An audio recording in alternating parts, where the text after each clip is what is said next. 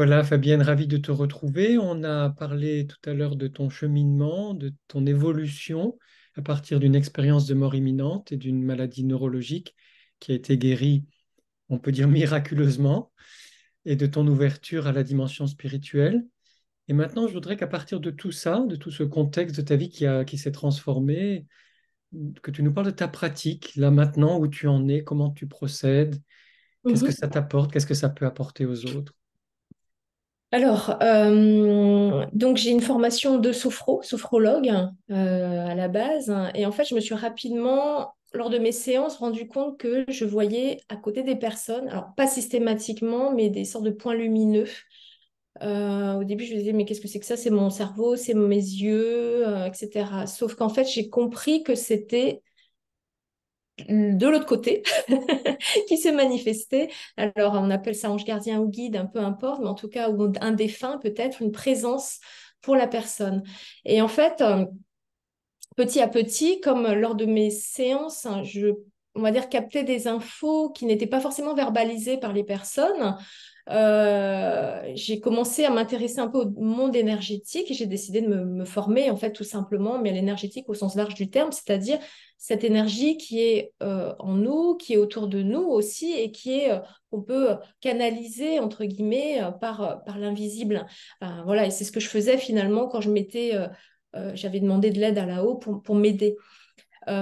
Donc, en fait, rapidement, j'ai plutôt bifurqué, bien que je continue à proposer de la sophro, mais je dois avouer que depuis que j'ai sorti mes bouquins, j'ai fait mon coming out spirituel, entre guillemets.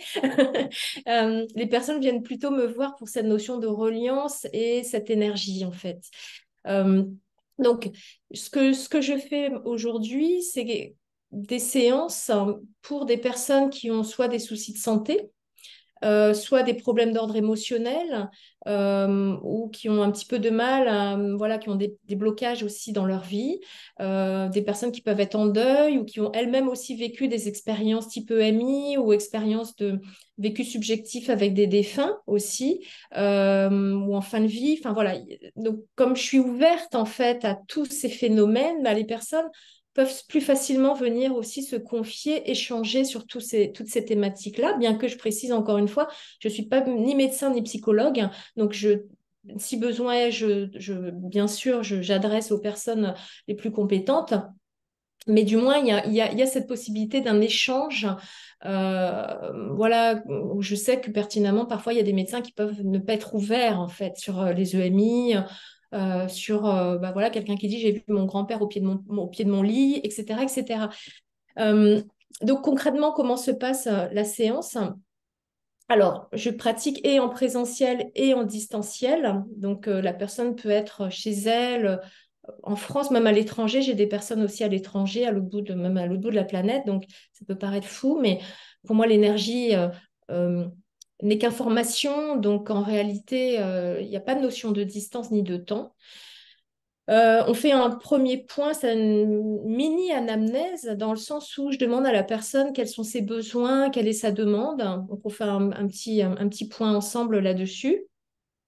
Dans un deuxième temps, je pratique le soin. Voilà. Donc, si c'est en présentiel, ben, je mets mes mains au-dessus de son champ énergétique en demandant de l'aide à là-haut. Donc, là-haut, c'est quoi? C'est qui? C'est ces êtres que j'ai vus pendant mon EMI. Je me relie aussi beaucoup à Marie. Marie et puis au Christ, en fait. Je demande leur présence, leur aide hein, durant les soins. Euh, Depuis plusieurs mois, en fait, je pose maintenant mes mains aussi sur la personne, ce que je ne faisais pas avant. Et c'est venu comme ça, en fait. Voilà. Enfin, je sais pas, j'étais amenée en tout cas, à sentir que c'était juste de faire ça à ce moment-là. Et puis, je pratique en silence, c'est-à-dire que je ne dis pas ce qui se passe, ce que je ressens, la personne non plus, pendant le soin, afin de rester dans un état d'activité cérébrale plutôt alpha, on va dire, de détente, voilà, de détente et de perception de qu'est-ce qui se passe à l'intérieur de soi, est-ce qu'il y a des images qui peuvent venir, des sensations corporelles, et ça, c'est vrai de mon côté comme du côté de la personne.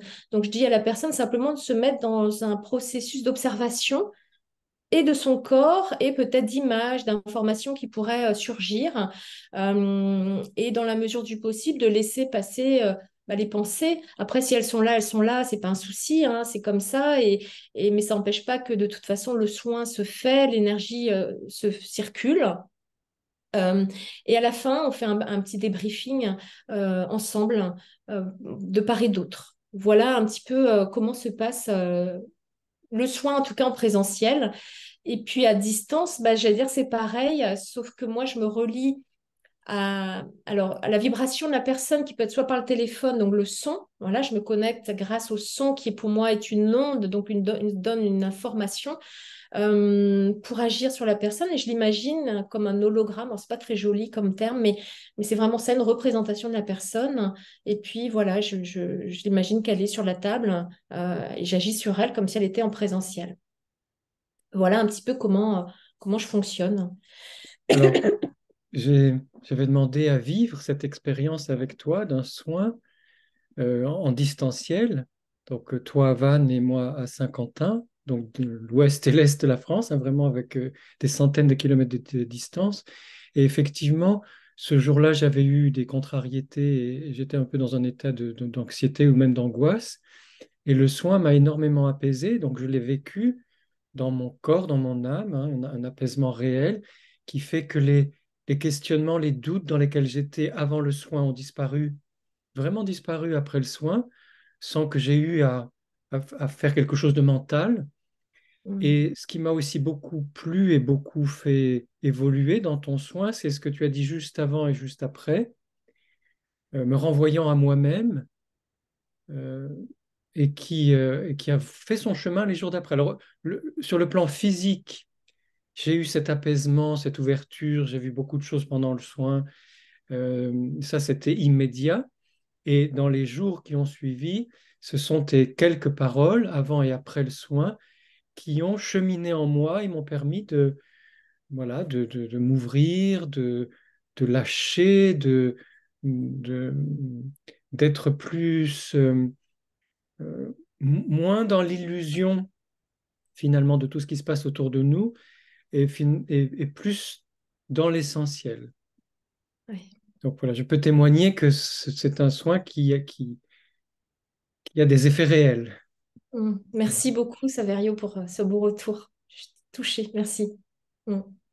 Alors il y a quelque chose aussi dans ton parcours qui est assez extraordinaire et de l'ordre des miracles. Alors je voudrais parler des premiers dans ton premier livre. Un jour à Paris, tu as été témoin d'un accident de moto.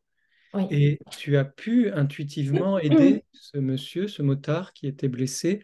Est-ce que tu peux nous raconter cette histoire qui, pour moi, est très importante? Oui, alors là, on est en 2008, on est en juillet 2008. C'est pareil, c'est des moments très très forts dans ma vie. Alors à l'époque, j'étais toujours ingénieure. J'allais en réunion en fait à Montrouge, Pierre Brossolette pour ceux qui sont du coin, à Grand Boulevard. Et en fait, j'étais en train de faire mon badge tout simplement à l'accueil. Et il y a un monsieur qui rentre en criant appelez les pompiers, appelez les pompiers. Et puis moi, en fait, je suis secouriste depuis mon expérience de mort imminente. J'ai voulu me former, devenir secouriste. J'ai été formatrice. Alors, je ne le suis plus depuis 2020, mais je l'ai été pendant 15 ans. J'ai même créé mon association. Enfin, donc, j'étais vraiment investie dans ce domaine-là. Donc je sors parce qu'en fait, il faut faire un bilan quand on intervient comme ça sur une victime. Et là, ce que j'observe, en fait, à une cinquantaine de mètres en sortant du bâtiment à droite, c'est qu'il y a une moto, une grosse cylindrée qui est au sol avec un motard. Donc il y a le casque, enfin, il est habillé. Et l'odeur, je me souviens encore, l'odeur très forte de l'huile et de l'essence. Euh, et en fait, je m'approche de cet homme-là. Ce que j'observe, c'est une immense mare de sang.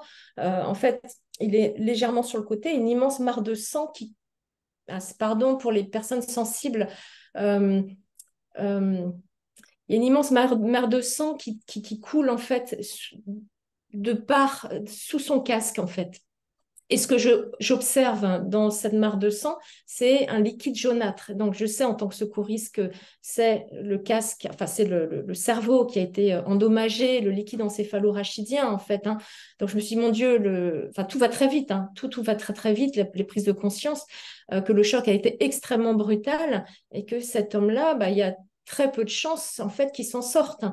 Donc, je fais mon bilan. Donc, ce qu'on appelle le bilan, c'est vérifier la conscience de la personne, vérifier si elle respire. Et s'il ne respire pas, en fait, ça veut dire que le cœur est en arrêt et donc il faut faire un massage cardiaque. Et en l'occurrence, c'était le cas. Sauf que moi, à l'époque, j'avais des gants, effectivement, mais je n'avais pas de ciseaux. J'avais un petit insufflateur, un petit masque qui permet de faire du bouche à bouche, mais je n'avais pas de ciseaux pour couper ces lanières, en fait, de sac à dos. Donc, je me suis dit, mais je peux pas, je me suis retrouvée impuissante, je ne pouvais pas lui faire le massage cardiaque. Il y avait un témoin qui était là et qui appelait les pompiers. Donc, moi, je restais en fait auprès de cet homme-là dans une situation à la fois d'épouvante parce que bah, quand vous êtes confronté à la mort, mais pas votre propre mort, mais la mort de quelqu'un d'autre et vous êtes impuissant, à nouveau, j'étais dans ce sentiment d'impuissance, hein, et de forme de violence et de ne rien pouvoir faire. C'est horrible à vivre en fait. Parce que on sait pas, on se sent mais comme une bah, impuissant, comme une, j'avais pas dit, je vais pas utiliser le mot, mais vous avez compris ce que je veux dire. Mm. Euh, et donc dans cet état d'impuissance, à nouveau, en fait, j'ai demandé de l'aide à là-haut, mais en fait tout se fait, c'est même pas conscient, c'est presque instantané. On n'a plus que ça à faire, il n'y a plus que ce choix et qui est même pas conscient, ça vient spontanément en fait, ça vient spontanément. C'est après c'est un cri du cœur, c'est un hurlement du cœur. Euh, et en fait, j'ai senti à nouveau cette espèce d'état de vide intérieur où j'étais à la fois comme actrice, c'est-à-dire présente, et observatrice de la scène. Je dis pas que j'étais pas en sortie de corps, hein, c'est pas ça, mais il y avait une espèce de détachement, c'est très bizarre à vivre, où on est acteur et en même temps on observe la scène. Donc, alors je sais pas si c'est une dissociation, je sais pas le terme psy, je sais pas comment on pourrait appeler ça, hein, peut-être c'est une forme de trauma, hein, j'imagine, mais en tout cas dans cet état dans lequel j'étais, dans cette demande que j'ai fait à là-haut, j'ai dit, mais aidez-moi, s'il vous plaît, aidez-moi. Et j'ai senti, en fait, une énergie qui m'a traversée le long de mon bras, quoi. Et c'était pas moi, enfin, c'est pas moi qui ai demandé mon qu'est-ce que d'énergie qui traverse mon bras, c'est même pas ça. Ça s'est fait comme ça. Et en fait, quelques secondes plus tard, donc ma main était en contact avec le motard. Et en fait, quelques secondes plus tard, j'ai senti son ventre qui repartait. Donc, c'était vraiment très impressionnant. Et des gargouillis que j'entendais dans son casque. Donc, donc, voyant que sa respiration repartait, moi, j'étais enfin, j'étais soulagée. Les pompiers sont arrivés et voilà, ils ont les ciseaux et ils ont pu le mettre à plat d'eau, enlever le casque. Ça ne s'enlève pas tout seul en plus.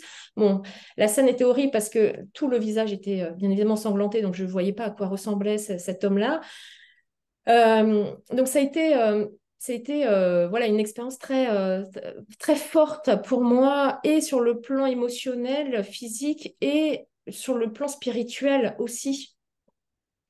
Euh, Parce qu'encore une fois, c'était dans cet état d'impuissance pour moi que les choses ont pu se produire. Il y a une espèce d'espace intérieur qui se crée spontanément presque. En fait, c'est comme si c'est l'ambulance de l'invisible. C'est en gros, dégage, tu sais pas faire, on arrive quoi. C'est l'ambulance de l'invisible pour moi. Ce qui pourrait aussi, c'est peut-être une hypothèse, je sais pas, expliquer ce qu'on appelle les miracles, où il y a quelque chose où justement, c'est quand on baisse la garde, c'est quand on n'est plus du tout dans le contrôle de quoi que ce soit, que là-haut peut intervenir en fait.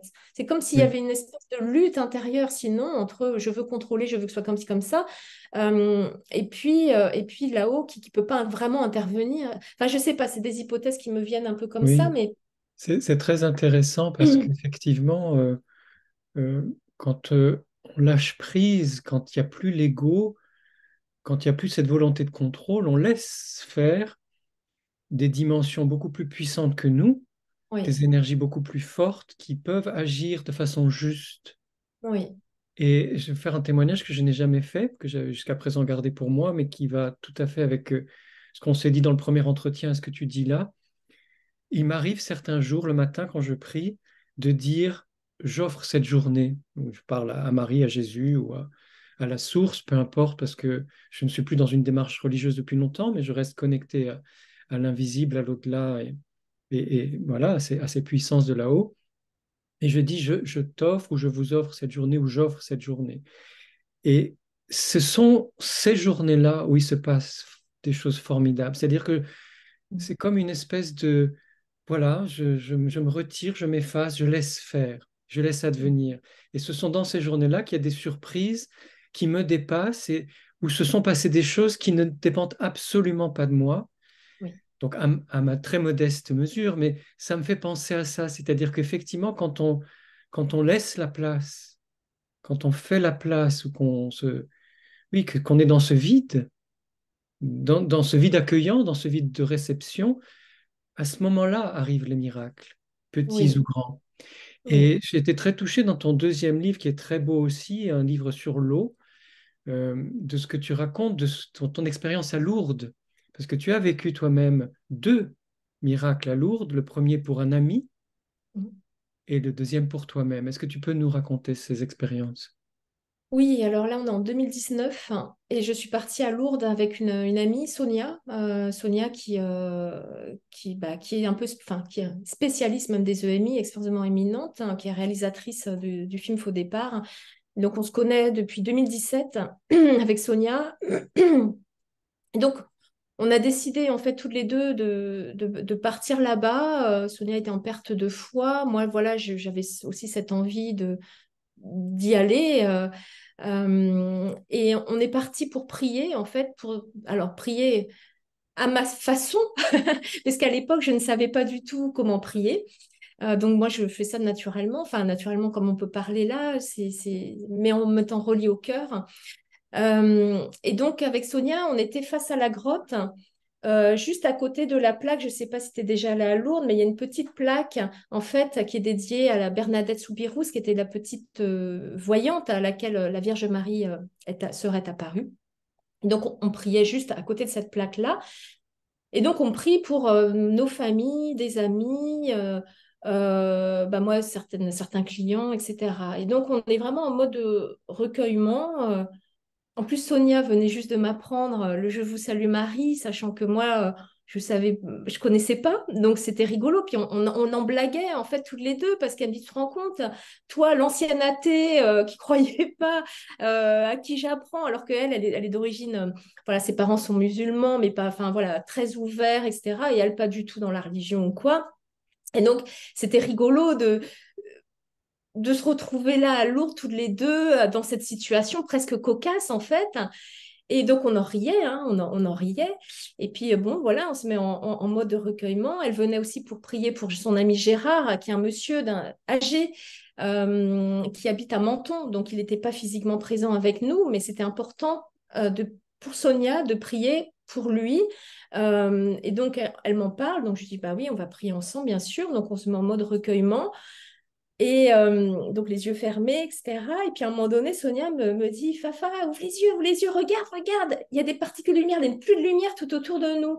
Et moi, je regarde et je ne vois rien. Mais je ne vois rien. Je vois juste la statue de Marie. Donc je me suis dit, mais c'est génial, elle vit une grâce rien que pour elle, en fait. C'est magnifique.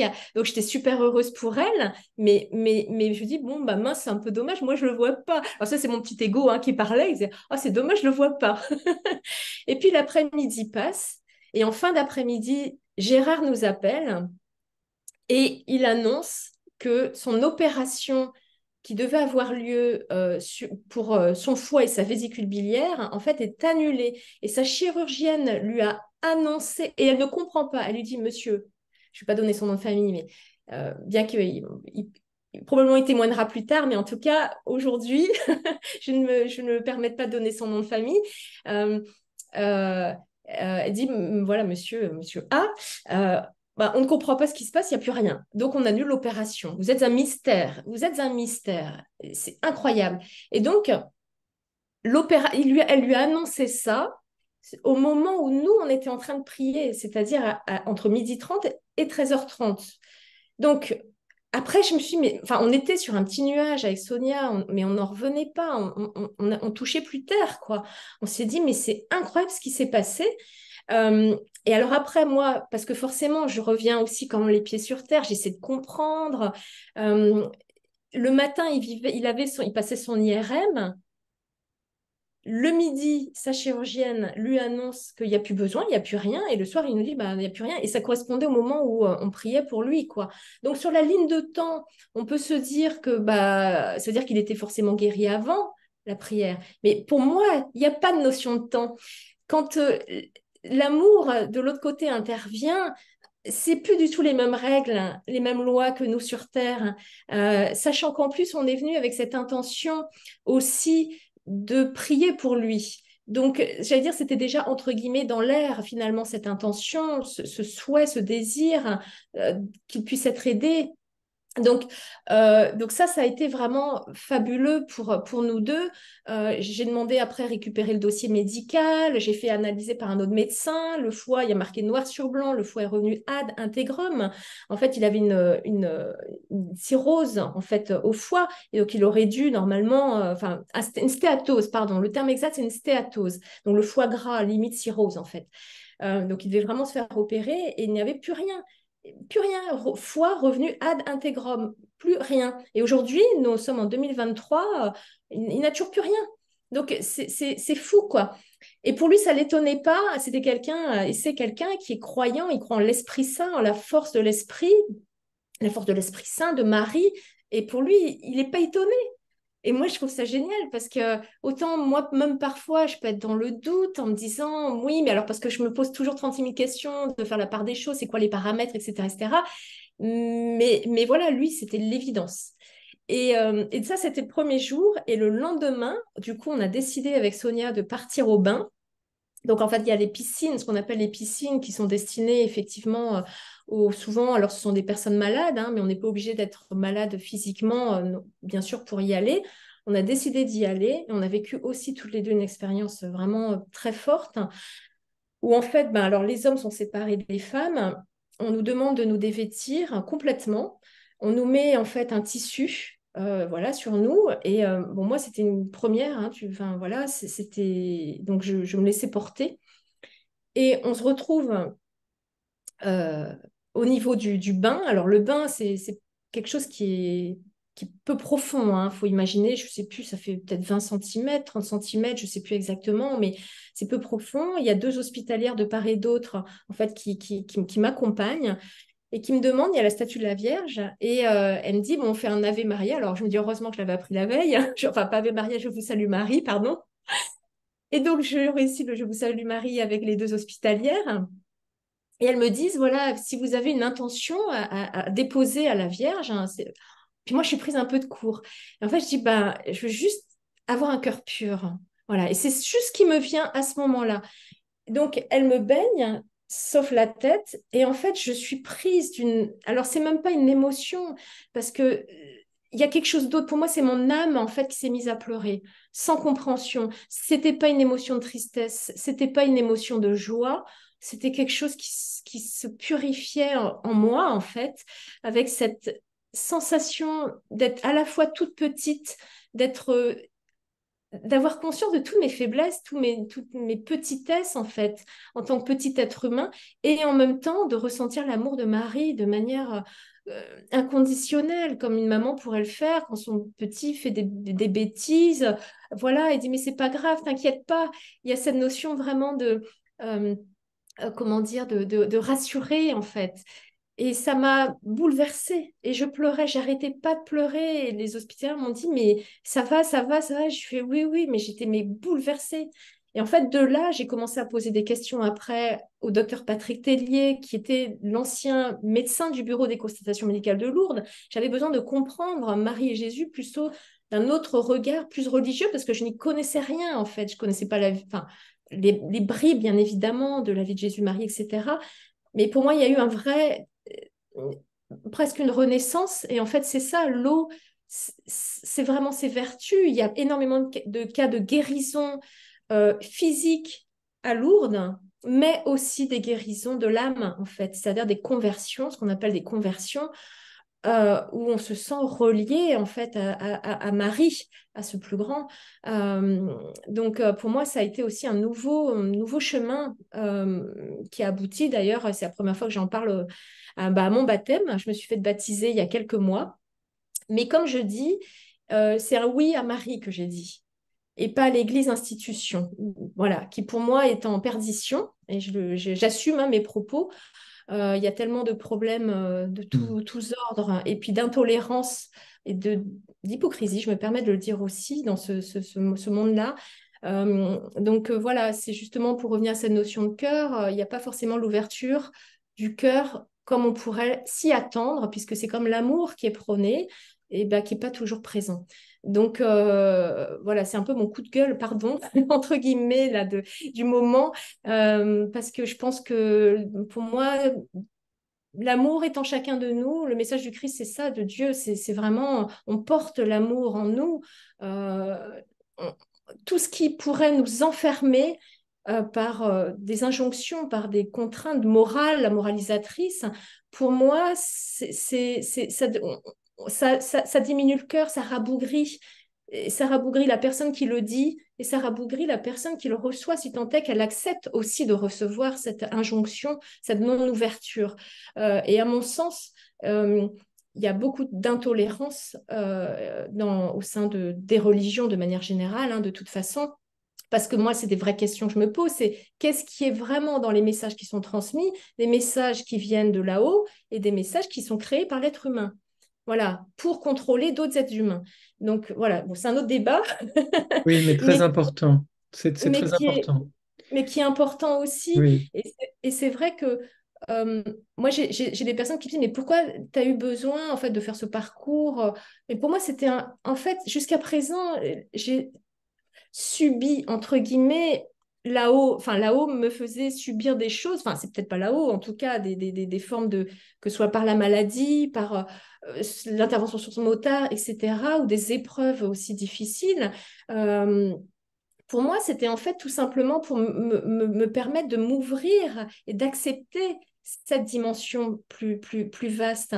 Et quand on me dit, mais oui, tu n'avais peut-être pas besoin de faire le baptême, mais en fait, pour moi, si, c'était important parce que c'était le oui du cœur Mm. conscient et du cœur à Marie et non des choses que j'ai pu subir lors de maladies, lors d'épreuves, où là, j'accepte parce que je suis malade. En gros, c'est ça. Là, c'est ma démarche à moi personnelle.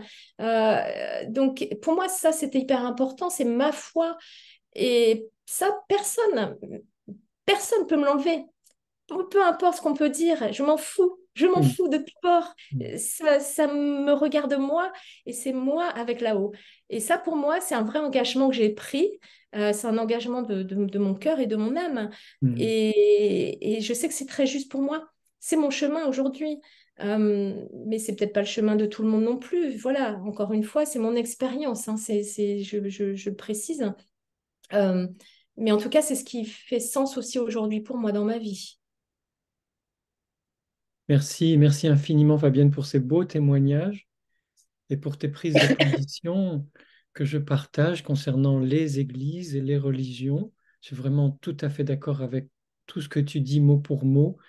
Et je crois qu'une des chances, une des grâces de notre rencontre à Compiègne en juin dernier, c'est justement ça, cette ouverture du cœur et de l'esprit, enfin de la conscience, à toutes les dimensions de l'être, y compris les dimensions les plus invisibles, les plus mystérieuses, les plus déroutantes, mais sans s'enfermer dans une religion ou un dogme, même un dogme scientifique d'ailleurs. C'est cette Exactement. grande ouverture que j'apprécie énormément chez toi et cette attention portée à l'expérience Oui. de chacune et de chacun dans le respect des singularités aussi. Tout à fait. Mais pour moi, c'est vraiment important parce qu'on a tous nos chemins de vie qui sont différents. Moi, qui je suis pour juger quelqu'un d'autre, pour dire, bah, ton expérience, bah non, c'est faux, ou c'est juste, ou c'est ça qu'il faut, comme ça qu'il faut interpréter. Je sais pas. Moi-même, sur mon vécu, je me pose aussi plein de questions du pourquoi je vis ça, pourquoi. Je suis une usine à questions, en fait. Des fois, c'est terrible, je me fatigue moi-même. Et d'un autre côté, je sais que voilà, il y a des choses qui me dépassent complètement et c'est OK. Donc, en fait, c'est aussi accepter qu'il y a toute une part de mystère qu'on ne, bah, en tout cas, moi, qui me dépasse. Et puis c'est la magie de la vie, quoi, en fait, tout simplement. Oui, c'est ça, la magie de la vie. Alors, il nous reste 10 petites minutes. Je voudrais que tu nous parles un peu de l'eau, puisque c'est le thème de ton deuxième ouvrage, et que là, dans les temps difficiles que nous vivons, à tout point de vue sur la planète, selon toi, comment nous pourrions prendre soin de l'eau et peut-être prendre soin de nous grâce à l'eau? Alors oui, j'aime beaucoup ce que tu dis sur prendre soin de l'eau et prendre soin de nous grâce à l'eau. Parce qu'en fait, nous sommes composés d'eau. On va dire 60-70%, voilà, en volume, on va dire en masse, pardon. Mais quand on va dans l'infiniment petit, la proportion est beaucoup plus importante. En fait, on est constitué d'eau. Et on sait bien que l'eau revêt une importance. L'eau, c'est la vie. Et pour moi, elle a une dimension à la fois physique, physiologique. On voit bien, on a besoin d'eau. Si on ne boit pas d'eau, ben, au bout d'un moment, on peut aller jusqu'à la mort, hein. Et il y a aussi une dimension mystique au sens du cœur. Quand je dis mystique, c'est pas un truc qui part à 100 000 lieues de là. C'est vraiment cette notion de reliance à notre cœur, en fait, et que tout est là en nous. Euh, et c'est ce que dit d'ailleurs Patrick Tellier, hein, que l'eau, notamment l'eau de Lourdes, et c'est peut-être pas un hasard d'ailleurs que Marie, à chaque fois, enfin, c'est peut-être pas systématique, mais intervient auprès de la petite voyante, que ce soit à Lourdes ou ailleurs, pour dire trouve de l'eau, quoi, trouve de l'eau, et cette eau va te purifier. Tu vas traverser la souillure de la terre, hein, pour accéder à cette eau. En fait, c'est très symbolique aussi, mais c'est physique et symbolique et mystique. Il y a énormément de dimensions. L'eau, pour moi, est en reliance également avec l'invisible. Euh, c'est pour ça qu'il y a beaucoup de personnes, d'ailleurs, certains clients qui se sont trompés, qui me disent l'au-delà, en disant, d'ailleurs tu l'as dit tout à l'heure, bon bref, passage dans l'autre monde, tu m'as dit l'au-delà. Et je me dis, bah, c'est rigolo parce que il y a cette notion d'eau à nouveau qui revient, quoi. Euh, donc comment est-ce qu'on peut prendre soin effectivement de l'eau? Alors déjà, pour moi, l'eau, on est connecté à elle et c'est presque un miroir de notre âme. Donc, quand vous buvez de l'eau, déjà, c'est bien choisir votre eau.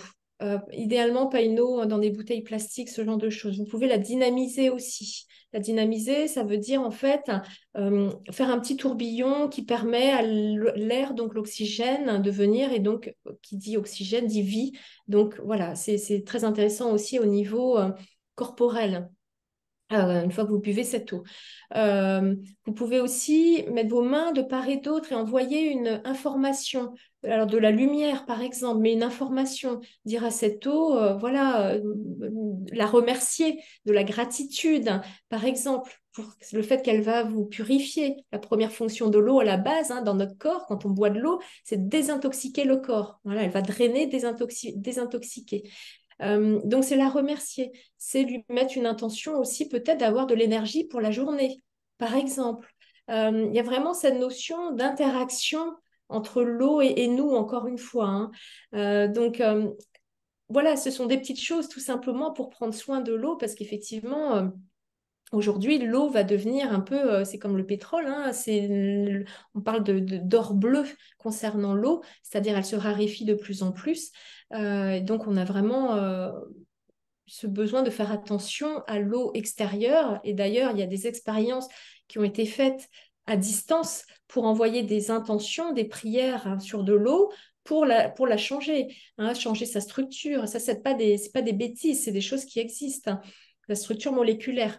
Donc, il y a une réalité à tout ça. Donc, ça veut dire que être conscient de nos propres pensées, pour pouvoir, à travers que ce soit notre intention, c'est-à-dire nos pensées, elles restent à l'intérieur de notre tête ou bien qu'elles soient verbalisées, euh, que ce soit à travers nos mains, etc. On peut se mettre du coup dans cette interaction avec l'eau, quoi. Voilà, Super.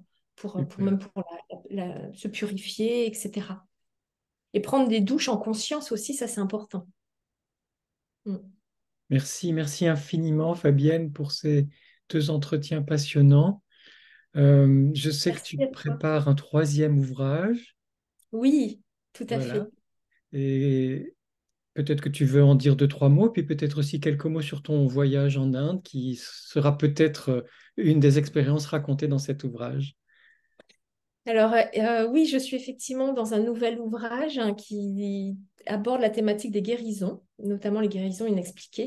Moi, je suis passionnée par toutes les bizarreries, les anomalies, ce qu'on appelle les anomalies qui sortent de la courbe de Gauss. Moi, je m'éclate avec ça parce que pour moi, c'est des nouveaux champs de recherche. Donc, j'adore ça. Euh, Comme l'hypersensibilité, c'est pareil, hein. Pour moi, c'est des singularités et ça doit être compris, étudié, etc. Donc, dans ce cadre-là, en fait, de cette enquête, puisque je suis dans une démarche d'enquête presque journalistique, on va dire, mais aussi basée sur mes expériences, eh bien, je suis partie en Inde en septembre dernier. Et je dois dire, ça ne s'est pas passé comme je m'y attendais. Et j'ai eu, alors on parlait de l'ange gardien tout à l'heure, j'ai eu énormément de signes de blocage. Mais alors je vais pas avoir le temps de tout expliquer là parce que s'il faudrait au moins une demi-heure, voire une heure pour tout expliquer. Mais en gros, j'ai eu beaucoup de blocages dans la matière qui me disaient n'y va pas, n'y va pas, n'y va pas. D'ailleurs, quand j'en parle à des amis, ils disent non, mais moi j'aurais vécu le dixième de ce que tu as vécu, je n'y serais pas allée. Mais comme je suis têtue, bah oui, je suis bretonne, on se refait pas. J'avais envie d'aller jusqu'au bout du processus en fait et de vivre, hein, de découvrir. Et donc je suis partie là-bas et en fait j'ai été plutôt confrontée à des expériences pas agréables, plutôt négatives, on va dire, qu'on pourrait qualifier peut-être même, on pourrait mettre le mot emprise, voilà. Pour moi, tout mon corps, en fait, disait non. Et on rejoint à nouveau cette notion que notre corps sait à l'information, notre cœur et notre corps sait qu'est-ce qui est juste et qu'est-ce qui est bon pour nous. Et quand le corps dit non, il faut savoir entendre ces signaux. Ce que j'avais pas voulu entendre aussi avant de partir, mais là, je le vivais, donc je dis bon bah ok. Et c'est justement, j'avais emmené, tu m'avais gentiment offert tes deux livres, notamment celui sur l'intuition. Et en fait, quand je lisais, je me dis, mais purée, mais ce que je vis, il y avait un écho, en fait. J'avais vraiment un écho. Je me dis, mais ça va pas du tout, ça va pas du tout, ça va pas du tout. Et, euh, et du coup, voilà, je me suis rendu compte que ça le faisait pas. Je n'aurais pas les informations que je m'attendais à voir pendant cette enquête. Mais ça m'a appris autre chose justement sur cette notion de faire attention, déjà être à l'écoute finalement de nos propres signaux intérieurs, de mettre en garde aussi les personnes, et ça c'est quelque chose dont je parlerai dans mon livre, sans citer bien évidemment les lieux où j'ai été, mais en tout cas de faire attention dans le domaine dit de la spiritualité, de toute forme de manipulation, d'emprise, ce genre de choses. Je pense que c'est très important de garder son propre libre arbitre, son propre discernement, et justement ça se fait aussi à travers l'écoute de soi, de son cœur, de qu'est-ce qui vibre ou pas intérieurement et du bon sens aussi intellectuel, bien évidemment, parce que les deux sont reliés. Le cœur est relié avec le cerveau. Pour moi, le cerveau est le petit moussaillon, on va dire, du bateau, et c'est le cœur qui est le capitaine et qui dit, OK, on va par là, et le petit moussaillon, il dit, OK, ça marche, chef. Et non l'inverse. Et on a tendance aujourd'hui, comme moi je l'ai fait, hein, en étant têtu, à ce que je veux y aller, je veux y aller, je veux y aller. Et puis le corps, il disait non. Donc voilà, pour donner un peu une analogie, une petite image très simple pour que les gens comprennent en fait que c'est l'âme, normalement notre cœur, qui devrait donner la Mm. direction et notre cerveau, c'est-à-dire la réflexion, l'analyse, la pensée, donc l'action devrait être à son écoute du cœur et de mettre en place les actions qui vont bien derrière, quoi. Voilà, Oui. Merci infiniment. Le cerveau au service du cœur, c'est ça. l'intelligence au service de la sensibilité.